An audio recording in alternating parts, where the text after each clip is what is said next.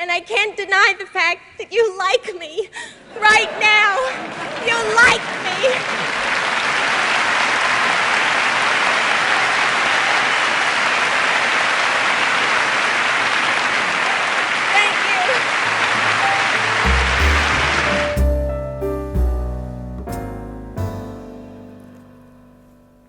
Oh, hi. You must be here for the latest edition of Worldwide Wide-Eyed. Sorry, you caught me in the middle of signing copies of Soul of the Heel for my millions of fans. Actually, that might be a bit of an exaggeration, but if you got all my fans together, I'm sure they'd easily fill a mid-sized passenger van. Anyway, some of those fans occasionally ask me, Scott, what's it like to be a best-selling author? I think for a minute and then say to them, I have absolutely no idea what it's like to be a best-selling author. I've never even smelled a best-selling author, let alone been one. But if they phrase the question as, what's it like to write a book? Now, that's a question I can answer.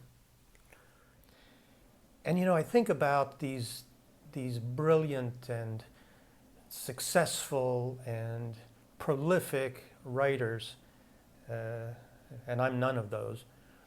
But these people who sit down at the keyboard and the cherubim and the seraphim show up and they begin to dance lightly and sprightly on the keys, and the words show up on the screen, and when they finish, the most beautiful and lyrical prose you can imagine is there for the taking, and the author stands up and says, "Call my publisher, I've written another bestseller."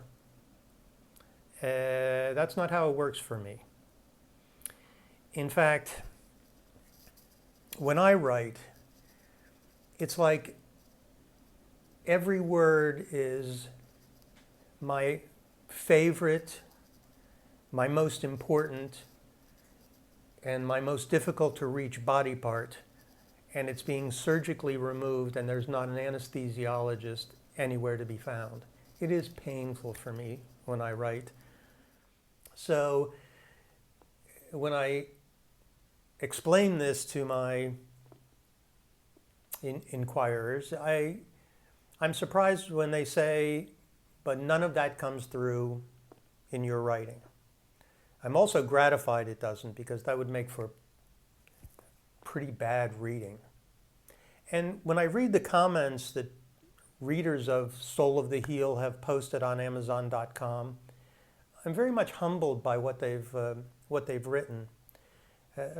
They actually seem to like the book. Let me share with you some of the comments that have been posted on Amazon.com by readers of Soul of the Heel.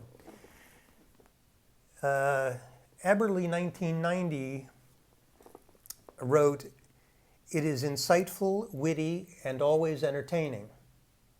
The author begins his story by noting an old proverb. He's right, I do. Man plans and God laughs. After reading the book, I can only conclude that God is laughing a lot. Thanks, Eberly 1990, very kind of you. Jennifer writes, "A look at what it's like to leave it all behind to start that new life we've always dreamed of." I think that kind of nails it, Jennifer. Thank you. Magic Pat posted a comment. He wrote, "Soul of the Heel is not a mere memoir. It is a handbook for dreamers." I don't write that well.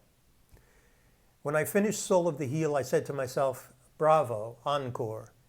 I cannot wait to read whatever project Scott and his keyboard tackle next. Thank you, Magic Pat. And Cher wrote, not the Cher, a different Cher, "Delightful look at the ups and downs of life in another country." Indeed, it is.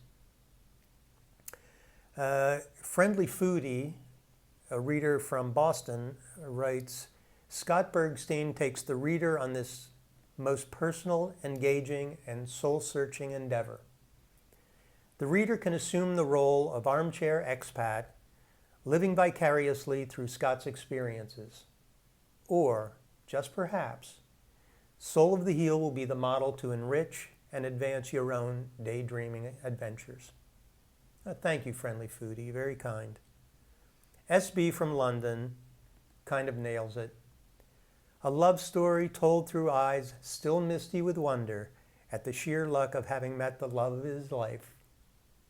Read this funny and joyous book.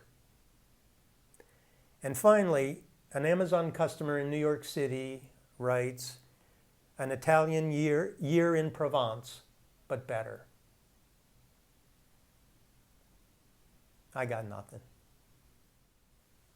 Anyway, I have to get back to signing these books. So thanks for checking in on Worldwide Wide-Eyed.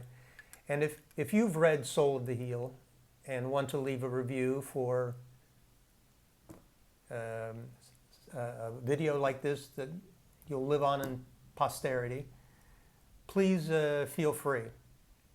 And see you around the world.